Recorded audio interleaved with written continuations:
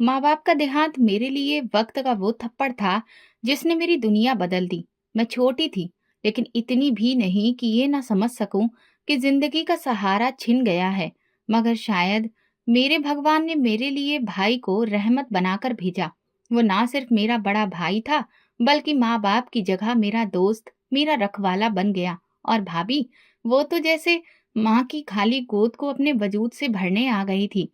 भाई की शादी को अभी कुछ महीने ही गुजरे थे जब मेरे माता पिता हमें छोड़कर चले गए। मुझे लगा अब सब कुछ बदल जाएगा। अब वही किस्से होंगे जो मैं मोहल्ले की लड़कियों से सुनती थी, कि ननद के साथ बुरा सुलूक होता है, भाभियां जलन में जला देती हैं। लेकिन मेरी भाभी तो कुछ और ही निकली। उन्होंने पहले दिन से ही मुझे अपनी बहन होने का दर्जा दिया। रश्मि, आओ मेरे साथ बैठो, ये चूड़ियां तुम्हारे हाथों में बहुत अच्छी लगेंगी। लेकिन भाभी, ये तो आपके ससुराल की रस्म है ना, आपको पहननी चाहिए। अरे तो तुम भी तो मेरी बहन हो, क्या फर्क है तुम्हारे और उन लड़कियों में जो मेरे मायके की बहनें होती हैं। उनके लहजे में जो प्यार था वो मेरे दिल को छू गया। मैं तो शायद पहली बार इतने प्यार से किसी की बहन बनी थी। भाई भी मुझसे बहुत प्यार करते थे। हर रविवार वे मेरे लिए कुछ ना कुछ लेकर आते, कभी दुपट्टा, कभी बालों की क्लिप, कभी चॉकलेट। और जब मैं स्कूल में अच्छी पोजीशन ले आती, तो भाई मुझे अपनी बाइक पर बिठाकर आइसक्रीम खिलाने ले जाते। वो दिन मेरे दिल में आज भी ताजा है। भाभी सुबह मेरे लिए नाश्ता तैयार करती, मेरे कपड़े प्रेस करती, और अगर कभी मैं आलस दिखाती तो हंसते हुए कहती, चलो उठो, स्कूल वाली बस आ गई है, अब तो उठ जाओ, वरना तुम्हारा भाई मुझे ही डांटेगा कि मैंने तुम्हें वक्त पर नहीं जगाया। और मैं अपनी हंसी रोक नहीं पाती थी। उनके साथ जिंदगी इतनी हल्की और आसान लगने लगी थी कि कभी-कभी लगता जैसे मैं कोई सपना देख रही हूँ। एक दिन मैंने उनसे पूछ ही लिया, भाभी, आप इतना कुछ मेरे लिए क्यों करती हैं? उन्होंने मेरा माथा सहलाकर कहा, बेटा, मैंने अपनी छोटी बहन को बहुत कम उम्र में ही खो दिया था। जब मैं इस घर में आई, तो लगा जैसे मुझे मेरी वही छोटी बहन वापस मिल गई हो। मुझे पहली बार एहसास हुआ कि मोहब्बत की कोई हद नहीं होती। रिश्ता हो या ना हो, अगर दिल साफ हो तो इंसान हर रिश्ते को निभा सकता है। हम तीनों का मिलाकर छोटा सा परिवार था, लेकिन दिल से हम एक दूसरे के लिए पूरी दुनिया थे। शाम को सब साथ बैठकर चाय पीते, भाई के ऑफिस की बातें सुनते, भाभी के नए खाने के तजुर्बे और मेरे स्कूल के किस्से। ये सब रोज की बातें थी। एक दिन भाभी मुझे बाजार ले गई, कहने लगी, चलो, तुम्हारे लिए दिवाली के लिए नए कपड़े लेंगे। तुम्हें वो हल्का गुलाबी रंग अच्छा लगता है ना? मैं उन्हें देखती रह गई। आपको याद है? और नहीं तो क्या, तुम मेरी बहन हो, तुम्हें कैसे भूल सकती हूँ। मैंने उनका हाथ थामा और खामोशी से उनके साथ चल पड़ी। उनके प्यार ने मेरे दिल की हर तकलीफ को खत्म कर दिया था। एक रात जब लाइट चली गई, हम सब छत पर बैठे थे। आसमान पर सितारे दिख रहे थे। भाई ने आसमान की ओर इशारा करके कहा, हमारे मम्मी पापा वहीं से हमें देख रहे होंगे और खुश होंगे कि हम एक दूसरे का इतना ख्याल रखते हैं। मैंने नम आंखों से आसमान देखा और दिल ही दिल में कहा, मम्मी पापा, आप बेफिक्र रहिए, मुझे माँ बाप की कमी कभी महसूस नहीं होती। भाभी ने मेरा हाथ थामा और बोली, रश्मि, जब भी तुम्हें माँ याद आए, मेरे गले लग जाया करो। ऐसा लगता था जैसे मेरी पूरी दुनिया पूरी हो गई हो। मैंने जो खोया था, भगवान ने मुझे उससे भी बेहतर दिया था। मोहब्बत, इज्जत, सुरक्षा, सब कुछ। वक्त यूं ही अच्छे से गुजर रहा था, लेकिन जिंदगी हमेशा एक जैसी नहीं रहती। किस्मत कुछ और ही लिख चुकी थी। जब मेरी उम्र और पढ़ाई को देखकर भाई ने मेरे रिश्ते की बात छेड़ी, तो मुझे अजीब सा लगा। एक पल को लगा जैसे मेरा बचपन, मेरी आजादी खत्म हो जाएगी। लेकिन भाई ने कहा, रश्मि, तुम्हारी जिंदगी में एक नई शुरुआत होने वाली है। हम चाहते हैं कि तुम किसी अच्छे घर में जाओ। भाभी ने भी मेरी स्वीकृति से रिश्ता तय करने की बात की। वे मेरे हर फैसले में मेरी मर्जी को महत्व देती थी। देखो रश्मि, लड़का बहुत अच्छा है, पुलिस में है, ईमानदार है, शक्ल सूरत भी भगवान ने अच्छी दी है, लेकिन तुम्हारी हाँ जरूरी है। मैंने खामोशी से सिर झुका लिया। अंदर कोई शोर नहीं था, बस एक जिम्मेदारी का एहसास था। कुछ ही महीनों में मेरी शादी हो गई। दुल्हन बनी तो भाभी ने खुद अपने हाथों से मुझे चूड़ियां पहनाई और माथे पर हाथ रखकर कहा, मेरी बहन अब एक नई जिंदगी शुरू कर रही है, हमेशा खुश रहना। मेरा पति संदीप एक सादा और शरीफ इंसान था। वक्त पर ड्यूटी, अच्छी बातें और ज्यादातर खामोश रहता था। शादी के पहले चंद महीने मेरे लिए सब कुछ नया था। मैं नए रिश्तों को समझने, सास-ससुर का दिल जीतने और घर के नियम सीखने में लगी रहती थी। संदीप अक्सर थका हुआ घर आता, कभी उसकी वर्दी गंदी होती, चेहरे पर थकान होती, लेकिन वो मुझे हमेशा मुस्कुराकर देखता और कहता, रश्मि, चाय बन जाएगी। वो एक ही बात रोज कहता और मैं उसकी आवाज सुनने की आदी हो गई थी। सास-ससुर भी अच्छे लोग थे, छोटा सा घर था, लेकिन प्यार की कोई कमी नहीं थी। 1 साल के अंदर मेरे बेटे कबीर का जन्म हुआ। जब मैंने उसे गोद में लिया, तो मेरा दिल भर आया। लगा जैसे भगवान ने मेरे हाथ में पूरी दुनिया दे दी हो। संदीप कबीर से बहुत प्यार करता था, लेकिन उसकी ड्यूटी सख्त होती, रातों को छापे, कभी जांच पड़ताल। एक दिन वो घर आया तो चुपचाप था। मैंने पूछा, सब ठीक है? आज ऑफिस में सीबीआई वाले ऑफिसर आए थे। किसी ने मुझ पर रिश्वत लेने का इल्जाम लगाया है। मैं चौंक गई। क्या? लेकिन आपने तो कभी कुछ गलत नहीं किया। मैं जानता हूँ, लेकिन कुछ लोगों की आंखों में मेरी ईमानदारी खटक रही थी। मैंने उन्हें तसल्ली दी। सच हमेशा सच ही रहता है, झूठ ज्यादा देर नहीं टिकता। लेकिन हालात बदले नहीं, उल्टा और बिगड़ते चले गए। संदीप पर जांच पड़ती गई और एक दिन वो घर आया तो चेहरा पीला था। सारा दिन चुप रहा। रात को खाने के बाद अचानक जमीन पर गिर पड़ा। संदीप! मैं चिल्लाई। सास ससुर भी भागे, एम्बुलेंस बुलाई गई, अस्पताल ले गए, लेकिन वो रास्ते में ही दम तोड़ चुका था। डॉक्टर ने कहा बहुत भयंकर हार्ट अटैक पड़ा था। मैं अस्पताल के फर्श पर बैठी गुमसुम थी। 1 साल का मेरा बच्चा और मैं और ये दुनिया जो कल तक सुरक्षित लगती थी, आज अजनबी हो चुकी थी। मोहल्ले वाले अफसोस जताने आते रहे। सास ससुर खामोश हो गए थे। कबीर के रोने की आवाज भी अब घर में गूंज कर रह जाती थी। भाई आए, भाभी भी साथ थी। भाभी ने मुझे सीने से लगा लिया। रश्मि, तुम अकेली नहीं हो, हम तुम्हारे साथ हैं। लेकिन मैं वो नहीं रही थी जो कुछ महीने पहले भाई के घर को छोड़कर आई थी। बाल बिखरे थे, आंखों के नीचे काले घेरे और कपड़ों पर कबीर की शरारतों के निशान थे। मैं वक्त की मारी एक माँ बनकर रह गई थी। भाई ने पूछा, अब आगे क्या सोचा है? मैं यहीं रहना चाहती हूँ। सास ससुर का और कोई नहीं है, कबीर का भी यही घर है। भाई ने एक नजर भाभी की ओर देखा, फिर कहा, ठीक है, जैसा तुम चाहो, लेकिन हमें याद रखना। मैं वहीं रह गई, मगर सास ससुर का सदमा ज्यादा देर तक उनसे ना संभाला गया। पहले सास और फिर ससुर भी चल बसे। कबीर अभी 2 साल का भी नहीं हुआ था कि मैं बिल्कुल अकेली रह गई। मैं खुद ही खाना बनाती, खुद ही कपड़े धोती और खुद ही कबीर को लोरियां सुनाती। कोई 2 पल का सहारा देता, लेकिन वापसी पर चुपके से तरस भी खा जाता। एक दिन दरवाजे पर भाई खड़े थे। बस करो, तुम अकेली नहीं हो। कबीर को लेकर हमारे साथ चलो, घर किराए पर दे दो, बाकी हम देख लेंगे। मैंने मना किया, लेकिन भाभी की बातों ने मुझे झुका दिया। यहाँ रहोगी तो हर वक्त तुम्हें संदीप की याद आएगी, जो कभी नहीं भरेगी। आओ, हम तुम्हें संभाल लेंगे। मैंने घर का दरवाजा बंद किया, चाबी भाई के हाथ में दी और एक बार फिर उनके साथ चल पड़ी। क्या पता था कि इस बार वापसी मुमकिन नहीं थी। असली हकीकत अभी सामने आना बाकी थी। भाई के घर वापस जाना इस बार अपने बेटे के भविष्य के लिए था। मेरे सास ससुर अब दुनिया में नहीं रहे थे और वो घर जो कभी रिश्तों से भरा था, अब सिर्फ दीवारें और खामोशी रह गई थी। भाई ने मेरा सामान खुद उठाया और खामोशी से अंदर रखा।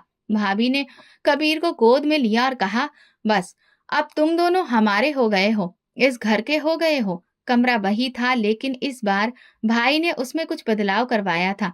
कबीर के लिए नया छोटा सा बेड, जिसमें रंग बिरंगे खिलौने और तस्वीरें, किताबें रखी थी। भाभी ने मेरी वार्डरोब में नए कपड़े भी रख दिए थे, जो मैंने तुरंत पहचान लिए। ये आपने लिए हैं? हाँ।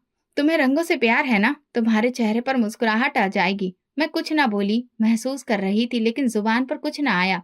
अगले दिन से मेरी जिंदगी एक नए अंदाज से शुरू हो गई। भाभी सुबह मुझे जगाती, उठो रश्मि, नाश्ता तैयार है। कबीर जाग गया है। कभी वो कबीर को नहलाती, कभी उसके लिए नए कपड़े निकालती और जब वो जिद करता तो प्यार से मनाती। एक दिन मैंने भाभी से कहा, आपको तकलीफ ना हो, मैं सब कुछ खुद कर लिया करूंगी। उन्होंने हंसकर कहा, तुमने सारी जिंदगी संभाली है, अब कुछ दिन हम भी तो तुम्हें संभालें। भाई ऑफिस से आकर कबीर को अपनी गोद में लेते और उसे घुमाने ले जाते। पार्क, आइसक्रीम, खिलौने, कबीर की हर खुशी पूरी करते। कबीर भी अब उनसे बहुत घुल मिल गया था। मामा मामी झूला झुलाने ले गए थे, बहुत मजा आया था। एक दिन भाभी मेरे लिए नया दुपट्टा लेकर आई। ये तुम पर बहुत अच्छा लगेगा। किस खुशी में? तुमने दोबारा मुस्कुराना शुरू कर दिया है, क्या ये काफी नहीं? धीरे धीरे मैंने छोटे छोटे कामों में हाथ बटाना शुरू कर दिया। कभी बर्तन धोना, कभी कपड़े तय करना, कभी कबीर को खाना खिलाना। जिंदगी अब फिर से पटरी पर आ गई थी। भाई ने मेरे लिए एक छोटा सा हैंडीक्राफ्ट प्रोजेक्ट घर में ही शुरू करवा दिया, ताकि मैं व्यस्त रहूं। रश्मि, तुम्हारे हाथ में बहुत हुनर है, घर बैठे कुछ करना शुरू करो। मैंने हामी भरी और भाभी ने साथ दिया। किचन के कोने में एक छोटी सी जगह बना दी गई, जहां मैं पढ़ाई का काम शुरू करने लगी। मोहल्ले की दो औरतें, जो कभी मेरे ससुराल में नौकरानी थी, अब यहाँ आकर मुझसे कपड़े सिलवाने लगी।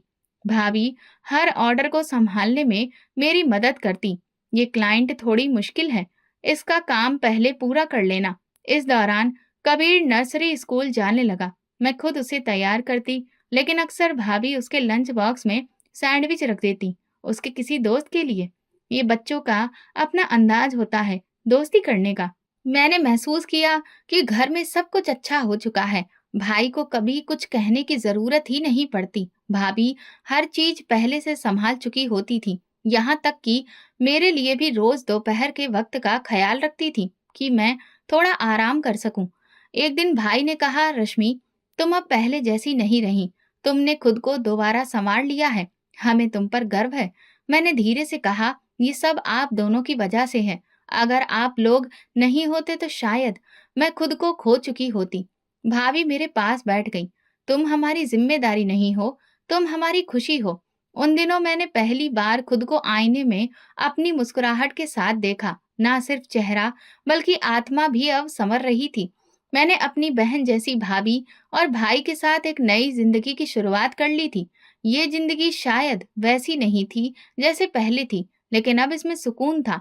एक शाम सभी ने आकर कहा, माँ कहती है मैं उनका बेटा हूँ। मैंने कहा, क्या तुम्हें अच्छा लगता है? बहुत।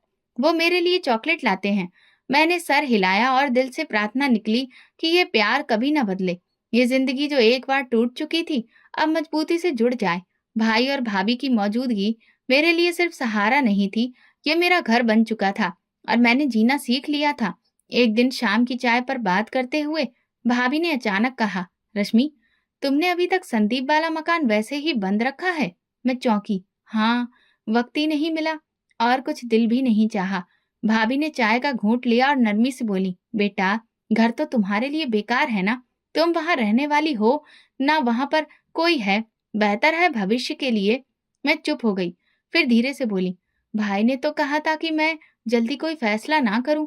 भाई इमोशनल हो जाते हैं, हर मामले को एक अलग ही एंगल से देखते हैं। लेकिन सोचो, कल को संदीप के परिवार से कोई उठकर आ गया और जायदाद का दावा कर दिया, तब तुम क्या करोगी? कबीर का अधिकार सुरक्षित रखना जरूरी है, और वैसे भी ये तुम्हारे पैसे होंगे। मैं तो बस सलाह दे रही हूँ। मुझे उनकी बात ठीक लगी, लेकिन अंदर कुछ झिझक भी थी। अगले दिन मैंने भाई से इस बात का जिक्र किया। भाई, भाभी कह रही थी कि मकान बेच दूं और पैसों को फिक्स कर दूं। भाई ने फौरन कहा, अभी कुछ दिन रुक जाओ, हमें पहले कानूनी कार्रवाई करनी होगी, कहीं कोई दिक्कत ना हो। भाभी ने कहा, ज्यादा इंतजार करने से कोई फायदा नहीं है। अगर कल को ही किसी ने दावा कर दिया तो मामला और खराब हो जाएगा। भाई ने मेरी तरफ देखा, जैसे कोई बात कहना चाहते हो, फिर रुक गए। अगर तुम्हें यही लगता है तो ठीक है, करो, लेकिन हर कदम सोच समझ कर उठाना। कुछ दिन सोचने के बाद मैंने घर बेचने का फैसला कर लिया। खरीदार पहले से मौजूद था, एक पुराना जानने वाला जो पहले भी इस घर में दिलचस्पी रखता था। बिक्री का काम 2 हफ्ते में पूरा हो गया और मुझे एक अच्छी रकम मिल गई। ये पैसे कहाँ रखोगी? भाई ने पूछा। भाभी के पास रखवा दूं? वो कहती हैं कि अच्छे से संभाल लेंगी। भाई का चेहरा कुछ सख्त हो गया। बैंक में रखो, या कम से कम अपने नाम पर कोई फिक्स डिपॉजिट करवा लो, उन्होंने कहा। भाभी ने कहा है, अगर बैंक में रखा तो टैक्स लगेगा, और वैसे भी कबीर के खर्चे तो मैं खुद उठा रही हूँ। ये पैसे पूरी तरह से सुरक्षित रहेंगे। भाई ने कुछ भी नहीं कहा, लेकिन उनकी आंखों की खामोशी मुझे कुछ सोचने पर मजबूर कर रही थी। फिर भी मैंने पैसे भाभी के हवाले कर दिए। तुम बच्चे के लिए रखो रश्मि, ये तुम्हारी अमानत है, इस पर कोई हक नहीं जताएगा। मैं तुम्हारी माँ हूँ, भला माँ कभी औलाद का अधिकार मारती है? मैंने शुक्रगुजार नजरों से उन्हें देखा। आपका भरोसा मेरे लिए काफी है। उस दिन के बाद भाभी का व्यवहार बदला नहीं, बल्कि और ज्यादा नरम हो गया। हर वक्त मुझे तसल्ली देती, ये पैसे कबीर के लिए सुरक्षित हैं, किसी को खबर भी नहीं। जिंदगी फिर से अपनी डगर पर आ गई। कबीर की पढ़ाई, मेरा हैंडीक्राफ्ट और घर के कामकाज, सब कुछ ठीक चल रहा था। कभी कभी मैं मकान के कागजात देखना चाहती, लेकिन भाभी कहती, मैंने सब कुछ एक फाइल में रख चुकी हूँ, तुम्हें फिक्र करने की जरूरत नहीं। एक दिन जब भाभी बाजार गई तो मैं उनकी अलमारी खोलकर फाइल ढूंढने की कोशिश करने लगी। कहीं भी मेरे कागजात मौजूद नहीं थे। दिल में अजीब से सवाल उठे, लेकिन सोचा शायद किसी और जगह रखे हों। भाई अब अक्सर रात तक लौटते और कुछ उलझे उलझे से रहने लगे थे। एक रात जब सब सो चुके थे, भाई छत पर बैठे थे। मैं चुपके से उनके पास पहुंची। भैया, क्या कुछ ठीक नहीं है? उन्होंने एक पल मेरी तरफ देखा, फिर धीरे से बोले, तुमने भाभी को जो पैसे दिए हैं, कभी वापस मांगने का दिल नहीं किया? नहीं। क्यों? बस ऐसे ही पूछा। कभी कोई चीज देने से पहले ये सोचना चाहिए कि वापसी पर वो रिश्ता भी वैसा रहेगा या नहीं। मैं कुछ समझ न सकी। भाभी का भरोसा मेरे लिए कभी सवाल नहीं रहा था, लेकिन भाई की आंखों में वो सवाल अब साफ झलक रहा था। भाई को दुबई से नौकरी का ऑफर आया और वो दुबई चले गए। दिल बहुत उदास हुआ, लेकिन वो खुश थे तो हम भी खुश हो गए। भाभी और मेरा रिश्ता अब भी वैसा ही था। अगले दिन भाभी हमेशा की तरह सुबह की चाय के साथ मेरे पास आई। आज तुम कुछ परेशान लग रही हो। मैंने बात बदल दी। भाभी, अगर पैसे मेरे पास हो तो ठीक रहेगा। वो हंसी। तुम मुझे शक की नजर से देख रही हो रश्मि। अरे नहीं भाभी, आप पर शक कैसा, बस दिल किया कि देख लूं। उन्होंने बात बदल दी, लेकिन मेरे मन में एक दरवाजा खुल गया था। ऐसा दरवाजा जिसके पीछे कई सवाल खड़े थे और जवाब अभी आने बाकी थे। भाई की बातें मन में गूंजती रहीं, लेकिन भाभी का व्यवहार ऐसा था कि उन पर शक करना मुमकिन ही नहीं लगता था। वो हर वक्त मेरी जिंदगी को आसान बनाने का सोचती, मेरी खुशी के लिए छोटे छोटे काम करती और कबीर का इस तरह ख्याल रखती जैसे वो उनका अपना बच्चा हो। जिंदगी एक बार फिर वैसी ही हो गई थी जैसे माँ बाप के समय में थी। मैं सोती तो जब तक नींद पूरी ना होती कोई नहीं जगाता। उठती तो चाय तैयार होती, कबीर तैयार बैठा होता और दिन अपने आप आगे बढ़ता। एक दिन मैंने भाभी से कहा, भाभी, मुझे अजीब सा लगता है कि मैं कुछ भी नहीं कर रही, आप सब कर रही हैं। उन्होंने हंसते हुए जवाब दिया, तुम हमारे घर की मेहमान नहीं हो, तुम हमारी अपनी हो। तुम्हें आराम की जरूरत है। तुमने बहुत मुश्किल वक्त गुजारा है, अब बस सुकून से जिंदगी गुजारो। भाभी ने एक नया काम शुरू कर दिया था। वो मोहल्ले की औरतों के लिए सिलाई का कोर्स चलाती थी। मैंने पूछा, ये कब से? 2 हफ्ते हो गए। तुम्हें बताया नहीं, सोचा तुम आराम करो। तुम्हें व्यस्त नहीं करना चाहती थी। भाभी ने घर के साथ सटी एक बैठक किराए पर लेकर उसे वर्कशॉप में बदल दिया था। वहां सिलाई मशीनें लग चुकी थी, कपड़ों के रोल रखे थे और दीवार पर एक चार्ट लगा था जिस पर औरतों के नाम, फोन नंबर और पेमेंट डिटेल दर्ज थी। ये सब कुछ आपने खुद किया? हाँ, थोड़ा बहुत वक्त लगाया, लेकिन हो गया। अब ये औरतें सीखेंगी और अपने घरों में खुद काम आएंगी। मैं निश्चिंत हो गई, लेकिन हैरान भी कि ये सब मेरे जाने बिना कैसे हो गया। अब कबीर भाभी के साथ ज्यादा वक्त गुजारने लगा था। वो उसे अपने काम के दौरान भी साथ रखती थी। सिलाई सिखाने के बीच बीच में कबीर को खिलौने देती, कभी जूस का गिलास, कभी बिस्किट। मम्मी, मामी ने आज मुझे रंगीन कपड़े दिए और सिलाई मशीन भी दिखाई। मैंने हंसते हुए कहा, अच्छा, और तुम्हें मजा आया? हाँ, मैंने बटन दबाया था, बहुत तेज मशीन चल रही थी। भाभी हर काम के बीच में मेरा भी ख्याल रखती। दिन में मुझे लस्सी बनाकर देती, शाम को कभी कोई मीठा पकवान। कपड़ों की धुलाई, प्रेस करना, किचन की सफाई, सब उनकी जिम्मेदारी थी। मैं अगर कोई काम करने खड़ी होती तो तुरंत मना कर देती। मैं सारा टाइम अपने कमरे में रहती हूँ, तुम बैठ जाओ, उसमें मैं खुद कर लूंगी, ये सब मेरा काम है। एक दिन मैंने जिद की, भाभी, कम से कम आज की दाल मैं बनाऊंगी, आपको आराम करना चाहिए। उन्होंने बात हंसी में टाल दी, अरे नहीं, तुम तो छुट्टी पर हो और मैं आराम करूंगी तो बोर हो जाऊंगी। मेरे पास हर दिन गुजारने के लिए कुछ ना कुछ नया होता है। किताबें पढ़ती, कभी पुराने एल्बम निकाल कर देखती, कबीर के साथ खेलती या मोहल्ले की किसी लड़की से बातें कर लेती। घर में 1-2 बार ऐसे मौके आए जब किसी ने आकर खर्चों के लेन देन से जुड़े सवाल किए। भाभी ने हमेशा बात खुद संभाली। रश्मि, ऐसे मामलों में परेशान हो जाती है, बेहतर है आप मुझसे बात करें। ये बात सुनकर मैं अक्सर सोचती, क्या वाकई मैं इतनी नाजुक हूँ कि मामूली खर्च की बात भी मुझे परेशान कर सकती है। एक दिन शाम के वक्त जब भाभी सिलाई क्लास खत्म कर चुकी थी, हम छत पर बैठे थे, चाय के कप हाथ में थे और कबीर कबूतर देख रहा था। रश्मि, तुम्हें कोई चीज चाहिए तो बिना झिझक मांग लेना। तुम्हें तो पता है ये सब कुछ अब तुम्हारा ही है। बस इतना ही काफी है कि यहाँ सुकून है, कबीर खुश है और सब चीजें अच्छी हैं। बस यही चाहिए। तुम्हारी मुस्कुराहट ही हमारा सुकून है। जिंदगी इतनी आरामदेह लगने लगी थी कि कभी कभार खुद पर शर्मिंदगी होने लगती थी। मैं सोचती शायद मुझे कुछ करना चाहिए, कोई पढ़ाई, कोई ऑनलाइन कोर्स, कोई कुछ भी। लेकिन भाभी हर बात पर कहती, अभी नहीं, अभी तुम खुद को वक्त दो। ये बेफिक्री दिन ब दिन बढ़ती गई, यहाँ तक कि मुझे लगने लगा जैसे मैं कोई मेहमान हूँ जिसके लिए सब कुछ पहले से तैयार है। बस वक्त पर जागना, वक्त पर खाना खाना और कभी कभी हल्की फुल्की बातचीत कर लेना। लेकिन इस बेफिक्री के बीच एक एहसास खामोशी से ज्यादा बढ़ गया। क्या ये सब हमेशा ऐसा ही रहेगा? क्या ये सुकून किसी आने वाले तूफान से पहले की खामोशी है? ये सवाल मेरे अंदर बढ़ने लगा, लेकिन मैंने उसे दबा दिया, क्योंकि उस वक्त तक मेरे पास ना ही कोई शक की वजह थी, ना कोई ठोस वजह। उन दिनों सर्दी ने अचानक जोर पकड़ लिया था। शाम ढलने के साथ ही ठंडी हवाएं दीवारों को चीरती महसूस होती। कबीर स्कूल से आकर नीम सा लगता था। मैंने सोचा शायद मौसम का असर है। एक रात अचानक उसे तेज बुखार हो गया। हाथ जैसे आग हो गए थे, सांस उकड़ रही थी और आंखें बंद किए हुए वो बस कराहता रहा। घबराकर मैं भागी भाभी के कमरे की तरफ। दरवाजा खटखटाया तो वो कुछ देर के बाद निकली।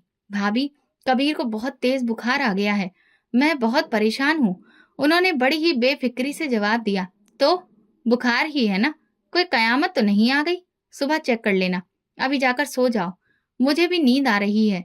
मैंने सोचा शायद वो दिन भर की थकी हुई हैं, इसलिए इतना रूखा जवाब दिया। मैंने कबीर को बुखार की दवा दी और सारी रात गोद में लेकर बैठी रही। उसके माथे पर ठंडे पानी की पट्टी करती रही। आंखों में नींद नहीं थी, सिर्फ फिक्र थी। सुबह जब वो बुखार से ठीक नहीं हुआ तो मैंने भाभी को नाश्ता बनाकर दिया और कहा, मुझे अस्पताल जाना है, कबीर की तबीयत ठीक नहीं हो रही। भाभी ने नाश्ता मेज पर रखते हुए कहा, देखो रश्मि, तुम्हारा हर दिन एक ड्रामा बन चुका है।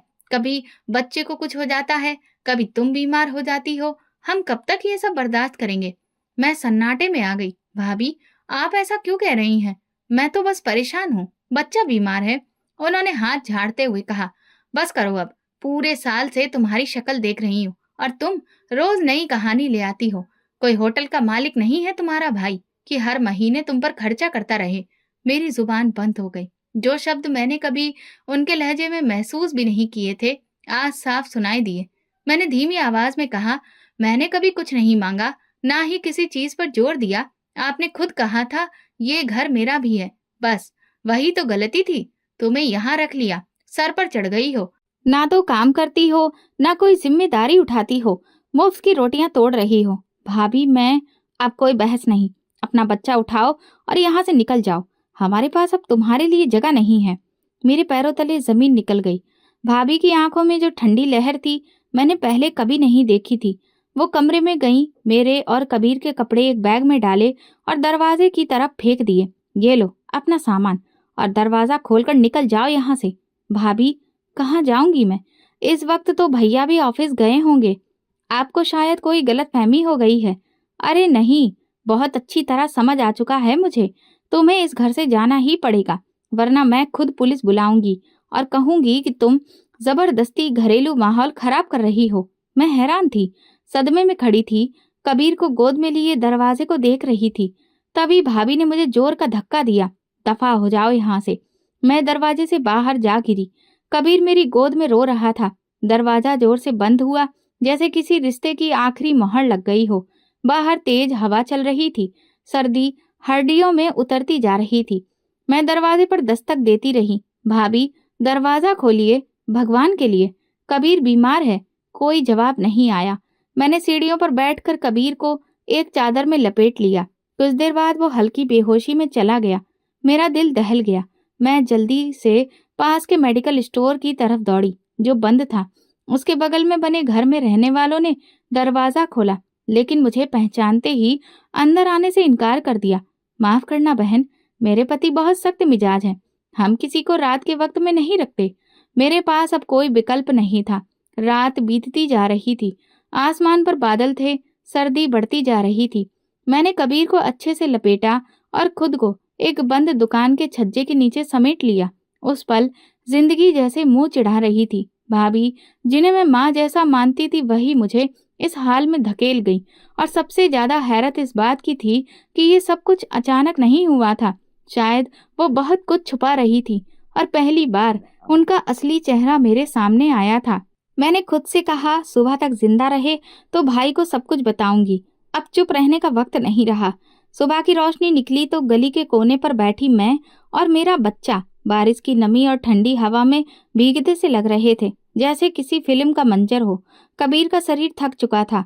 उसका बुखार कम होने की बजाय बढ़ता महसूस हो रहा था। मैंने उसकी सांस चेक की, हल्की थी, आंखें बंद थीं। पास से गाड़ियां गुजर रही थी, लोग जा चुके थे, लेकिन सबकी नजरें इधर उधर थीं। एक लम्हे को मैंने सोचा, क्या वाकई में अब किसी के काबिल नहीं रही? क्या भाभी की बातें सच थीं? क्या मैं वाकई बोझ बन चुकी थी? तुरंत मैं क्लिनिक की तरफ दौड़ी, जो 8 बजे खुलता था। दीवार से लगकर बैठ गई। कबीर को अपने कंधे पर लटकाए बार बार उसके माथे को छूती, माथे पर पट्टी रखती, दिल को तसल्ली देती कि सब ठीक हो जाएगा। क्लिनिक के दरवाजे पर पहली नजर डालने वाली नर्स ने मुझे देखा और चौंक गई। आप यहाँ कब से हैं? बच्चा कैसा है? बुखार बहुत तेज है, पूरी रात बाहर गुजार दी। उन्होंने अंदर बुला लिया। एक पुराने डॉक्टर आए, जांच की, दवा दी, लेकिन उनके चेहरे की गंभीरता बढ़ती जा रही थी। बच्चा कमजोर है और सर्दी ने इसकी हालत और खराब कर दी है। फौरन किसी बड़े अस्पताल ले जाइए। मैं अधूरी दवा उठाकर डॉक्टर का धन्यवाद करके बाहर निकल आई। लेकिन कहाँ जाती? इस शहर में अपना सिर्फ मेरा भाई था और वो इस वक्त परदेश में ऑफिस में होगा। मोबाइल मेरे पास था नहीं। मेरा पुराना फोन कुछ दिन पहले ही खराब हो चुका था और नया लेने का वक्त नहीं आया था। मैं रेलवे स्टेशन के बाहर वाले हिस्से में जाकर बैठ गई, जहाँ कुछ मजदूर हाथ में थैली और चादर लिए बैठे थे। एक बूढ़ी औरत ने मेरी तरफ देखा। बेटी, कहाँ से आई हो? यहीं पास में रहती थी, अब कहीं की नहीं रही। मैंने धीमे से कहा, भगवान सब ठीक करेगा। वो चुप हो गई। मैंने एक राहगीर से फोन मांगा और भाई का नंबर मिलाने की कोशिश की, लेकिन नंबर बार बार बंद जा रहा था। मेरी हिम्मत अब जवाब दे रही थी। कबीर का शरीर बिल्कुल बेजान हो चुका था, होंठ नीले पड़ने लगे थे। तभी मेरे कंधे पर किसी ने हाथ रखा। मैंने मुड़कर देखा तो भाई खड़े थे। उनके चेहरे पर सफर की थकान, आंखों में हैरानी और माथे पर पसीना था। रश्मि, उन्होंने मेरे बाजू को थामा। ये क्या हालत बना रखी है? मैं एकदम से उनसे लिपट गई। कुछ कहने के काबिल नहीं थी। आंखों से आंसू बहने लगे। भाई ने झुककर कबीर को गोद में लिया। इसे क्या हुआ? कब से बीमार है? पिछली रात बहुत तेज बुखार था। मैंने दरवाजा खटखटाया था, लेकिन भाभी ने दरवाजा नहीं खोला। भाई ने कुछ नहीं कहा, सिर्फ मेरी तरफ देखा और फिर वापस सड़क की तरफ मुड़ गए। उन्होंने रिक्शा बुलाया। हम अस्पताल की तरफ गए। रास्ते में मैंने उनसे पूछा, आप तो दुबई में थे, वापस कब आए? उन्होंने धीरे से कहा, मैं गया ही नहीं। कुछ बातें थी जिन्हें जानना था। मुझे शक था कि कुछ ठीक नहीं। अस्पताल पहुंचे तो डॉक्टर ने कबीर को इमरजेंसी में एडमिट कर लिया। मैं बाहर बेंच पर बैठी थी। भैया मेरे साथ कुछ देर बाद आकर बैठे। उन्होंने खामोशी तोड़ी। रश्मि, तुमने भरोसा किया और वो भरोसा शायद टूट चुका है, लेकिन अब मैं हूँ और तुम फिर अकेली नहीं होगी। मैंने उनसे कहा, मुझे यकीन नहीं आ रहा कि भाभी ऐसा कर सकती हैं। उनका लहजा, उनकी आंखें, सब बदल गया था। भाई की आंखों में कुछ और था, गुस्से से ज्यादा दुख। मुझे बहुत कुछ पता चल चुका है। मैं सब समझ गया हूँ और इस बार कोई रियायत नहीं दूंगा। कबीर को एक दिन बाद वार्ड में शिफ्ट कर दिया गया। बुखार कम हुआ, शरीर ने हरकत दिखाई। मैं लगातार उसके पास रही, उसके हाथ थाम कर जैसे कभी नहीं छोड़ूंगी। भाई अस्पताल से बाहर गए। जब वापस आए तो उनके हाथ में मेरा पुराना बैग था। ये तुम्हारी चीज थी, मैं ले आया हूँ। भाभी ने कुछ कहा? सब कह दिया। जो कुछ छुपा था वो भी अब छुपेगा नहीं, लेकिन तुम बस अभी कबीर पर ध्यान दो, बाकी मैं संभाल लूंगा।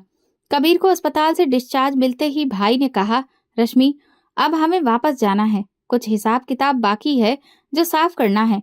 मैंने थके हुए लहजे में पूछा, क्या आपने भाभी से बात की है? नहीं, वो तो समझती है कि मैं अभी भी दुबई में हूँ। यही गलतफहमी बाकी बातें साफ करने के लिए काफी है। गाड़ी में बैठकर हम सीधे अपने घर की तरफ गए। मेरे हाथ कबीर के वजूद को अपने पास महसूस कर रहे थे और दिल में अजीब सा बोझ था।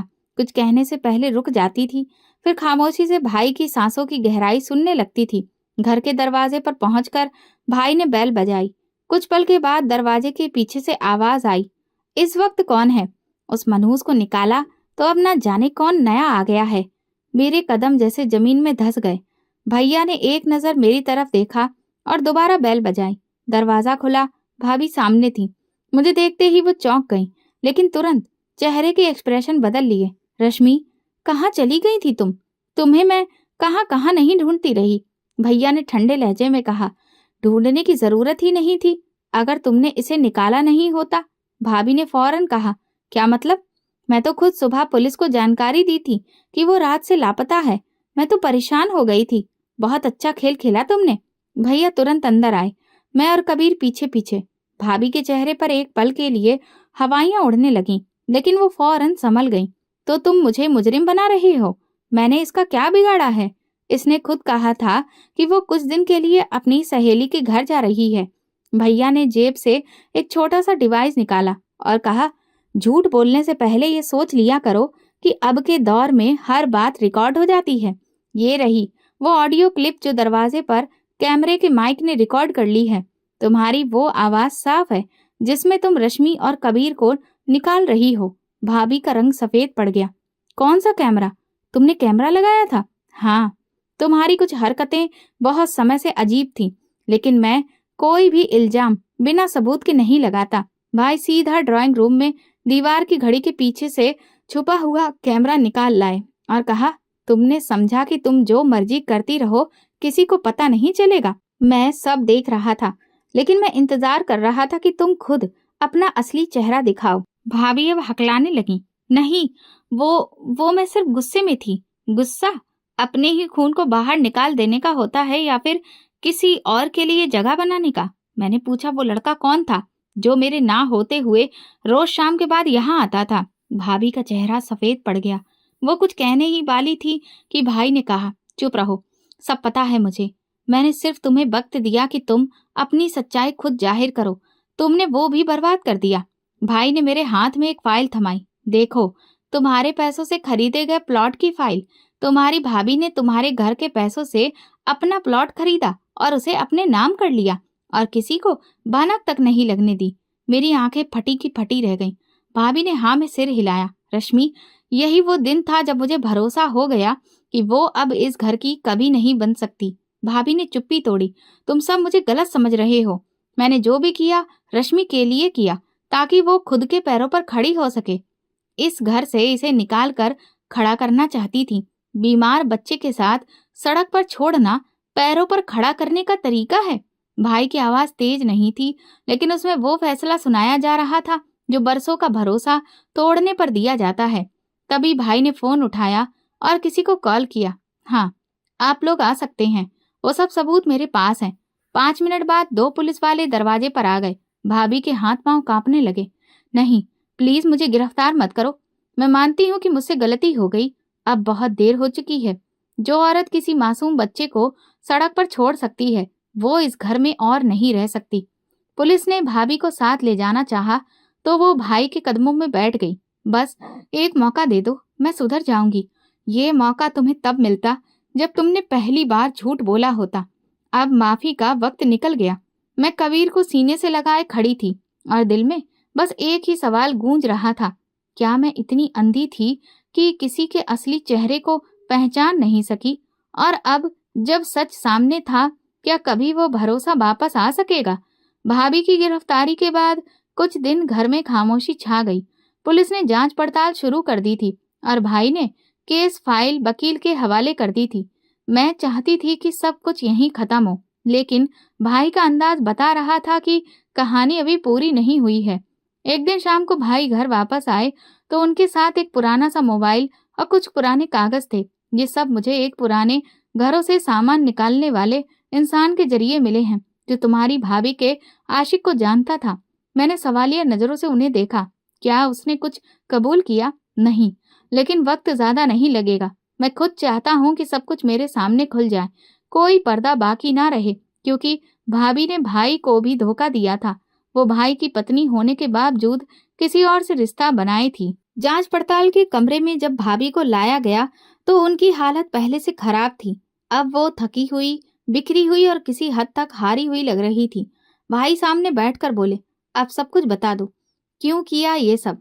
कुछ लम्हों की खामोशी के बाद वो बोली, मैं तुमसे कभी प्यार नहीं करती थी। ये शादी जबरदस्ती की थी, मेरी मर्जी किसी और के साथ थी, लेकिन मेरे घर वालों ने ये रिश्ता तय कर दिया। मैंने कभी नहीं चाहा कि तुम्हारे साथ जिंदगी गुजारूं। भाई का चेहरा ऐसा था जैसे वो पहले ही सब कुछ जान चुके हों। तो फिर तुमने खुद को बदले में लगा दिया? नहीं, मैं बदला नहीं लेना चाहती थी। मैं बस वो जिंदगी वापस चाहती थी जो तुमने छीन ली थी। तुमने जिंदगी नहीं, धोखा दिया है। सिर्फ मेरे साथ नहीं, रश्मि के साथ, उसके बेटे के साथ भी। भाभी ने आंखें बंद कर लीं, जैसे कुछ और कहना उनके लिए मुश्किल हो रहा हो। मैंने जानबूझकर कभी औलाद नहीं होने दी, दवाइयां लेती रही। मैं जानती थी कि अगर बच्चा हो गया तो ये रिश्ता खत्म नहीं हो पाएगा। मुझे तुमसे नहीं, उस लड़के से प्यार था। तो तुमने मेरे घर को अनाथालय बना दिया। मैंने सोचा था कि तुम व्यस्त रहते हो, रश्मि यहाँ है, सब चल जाएगा। लेकिन जब उसका भरोसा बढ़ने लगा और कबीर भी तुम्हारे और करीब होने लगा तो मैं घबरा गई। मुझे लगा वो तुम्हारे दिल में जगह ले रहा है और मैं पूरी तरह से बेदखल हो जाऊंगी। हमारी तो औलाद भी नहीं थी, इसलिए तुमने उसे घर से निकाला। हाँ, मैं चाहती थी कि वो एक बार चली जाए, फिर तुम्हें मैं संभाल लूंगी। तुम्हें वो तब बताऊंगी जो सच है। लेकिन वक्त ने साथ नहीं दिया। तुम आ गए और सब कुछ खत्म हो गया। कमरे में खामोशी फैल गई। भाई ने कहा, मैंने कभी तुम्हें किसी चीज की कमी नहीं होने दी। तुम्हें इज्जत दी, आजादी दी। तुम्हें मेरे घर में मेरी बहन जैसी रश्मि मिली। फिर भी तुमने वो किया जो शायद दुश्मन भी ना करे। भाभी ने सिर झुका लिया। मैं सब कुछ खो चुकी हूँ, मुझे कुछ नहीं मिला। बस वही इश्क जो बरसों पहले छोड़ना पड़ा, वही वापस लेकर जीना चाहा और उसी में सब बर्बाद कर दिया। भाई ने पुलिस वाले को इशारा किया, इसे ले जाइए, बाकी बात अदालत में होगी। जब हम घर वापस आए तो भाई खामोश सोफे पर बैठ गए। मैंने पूछा, आप ठीक हैं? मैं सिर्फ ये सोच रहा हूँ कि किसी पर भरोसा करना कितना महंगा साबित हो सकता है। मैं उसे अपनी जिंदगी का साथी मानता रहा और वो मेरी जिंदगी से ही खेलती रही। आपने जो हिम्मत दिखाई वो कम नहीं है। हिम्मत नहीं रश्मि, वो सिर्फ वक्त का इंतजार था। जब वक्त आया, सच खुद बोल पड़ा। मैंने पहली बार भाई की आंखों में नमी देखी, लेकिन साथ में एक फैसला भी। एक ऐसा फैसला जो दुख के बावजूद मजबूती के साथ खड़ा था। और शायद यही वो पल था जब हम दोनों ने समझ लिया कि हमारी जिंदगियों का सबसे बड़ा पर्दाफाश हो चुका है और अब सिर्फ सच बाकी है। भैया आप जज्बात की जगह कानून पर भरोसा कर चुके थे। घर वापस आकर उन्होंने वकील से बात की और सारे सबूत शुरू से दिखाए। Devices, audio clip, video recording, सारी चिट्ठियां, खर्चों के लेन देन, सब कुछ फाइलों में अच्छे से लगा दिया गया। रश्मि, अब ये सिर्फ पर्सनल मामला नहीं रहा, अब ये कानूनी जंग है। उसने सिर्फ रिश्ते नहीं तोड़े, वो हमारी जायदाद, हमारा सब कुछ हड़प लेना चाहती थी। मैंने इस बात पर सिर हिलाया।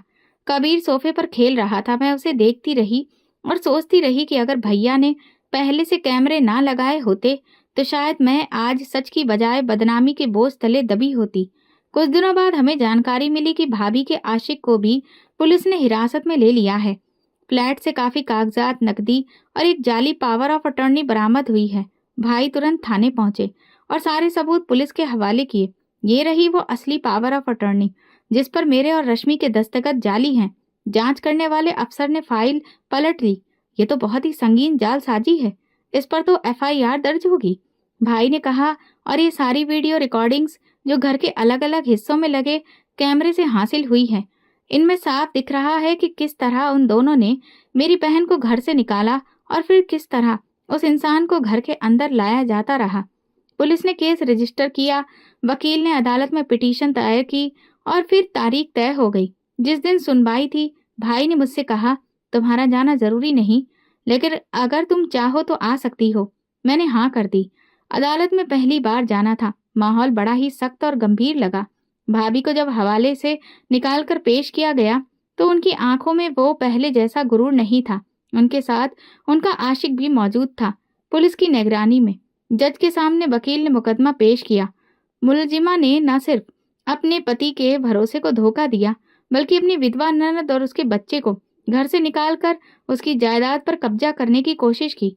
भाई ने गवाही दी। मैंने कई महीने तक अपनी बीवी के व्यवहार को बर्दाश्त किया, लेकिन जब मुझे शक हुआ कि ये सिर्फ रिश्ता खराब नहीं कर रही बल्कि रुपए पैसे से भी साजिश कर रही है, तो मैंने अपने घर में खुफिया कैमरे लगवाए।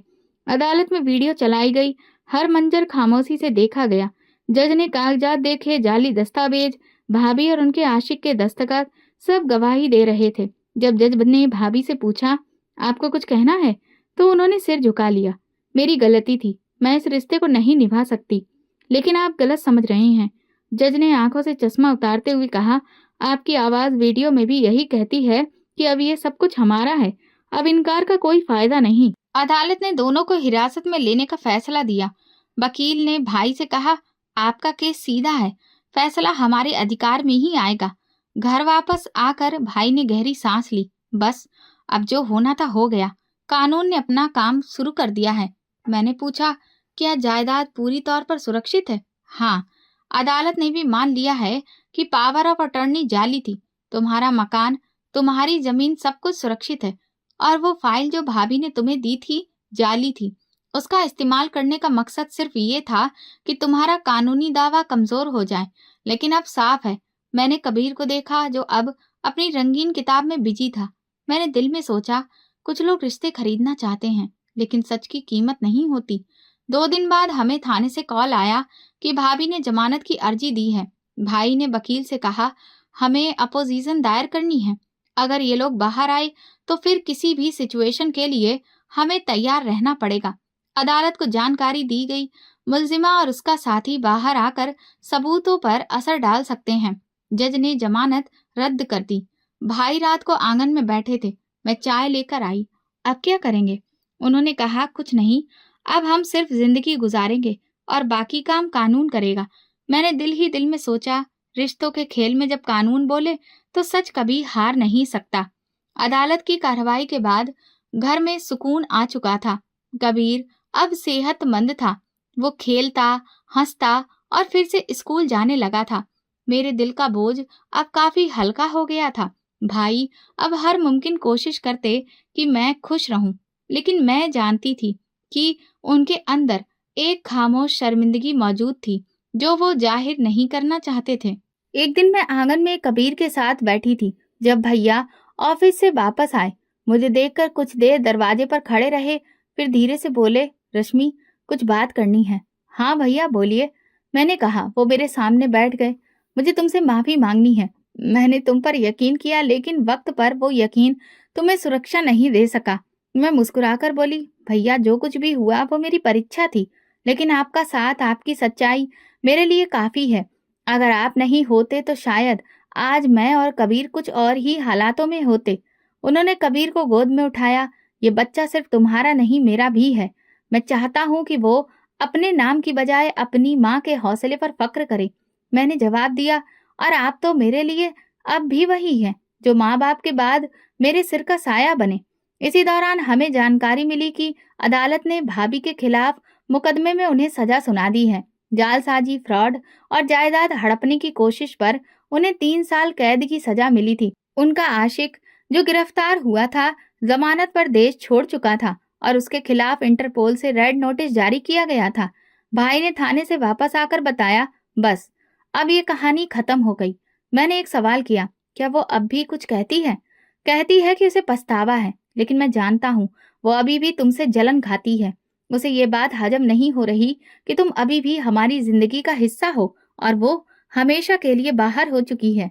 मैंने गहरी सांस ली। जलन वही करते हैं जिनके पास खोने को कुछ होता है या जिन्होंने खोकर कुछ सीखा ना हो। घर में अब नया बदलाव आ गया था। भाई ने मुझे मेरी जायदाद के कागज वापस दिए। ये तुम्हारे नाम पर बाकायदा रजिस्टर्ड हो चुके हैं। कोई भी इन पर दावा नहीं कर सकता।